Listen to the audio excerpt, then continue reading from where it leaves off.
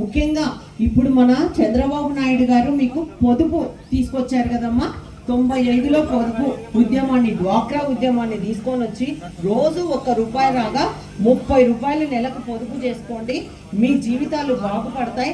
అంటే దీనివల్ల చూడండి, ఆ రోజు ఆయన వేసిన విధానం ఈ రోజు మీరు మీ కుటుంబాల్లో అంటే ఇక్కడ ఎంతవరకు పొదుపు చేసుకుంటున్నారో కానీ ఓర్వకల్లు మండలంలో మాత్రం ఈ రోజు నెలకు ₹1000 పొదుపు చేసుకుంటున్నారు. ఈ సెల్ఫ్ హెల్ప్ గ్రూపులో ఉండి మీరు అప్పు తీసుకోవడము, కట్టడం దీని వరకే పరిమితమైనారు. కానీ ఇప్పుడు మన చంద్రబాబు నాయుడు గారికి మహిళలంటే ఒక అపారమైన నమ్మకం.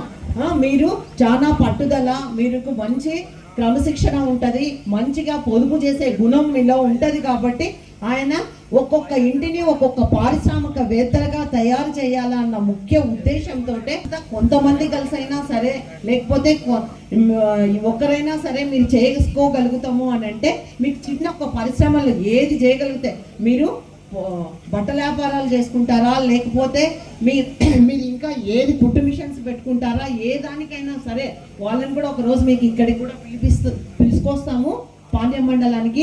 ఇక్కడ కూడా అంటే మీ దాంట్లో మీకు ట్రైనింగ్ ఇచ్చి దానికి మీకు కావాల్సిన సదుపాయాలన్నీ, మౌలిక సదుపాయాలని కల్పిస్తూ మీకు ఇవ్వడం జరుగుతుంది.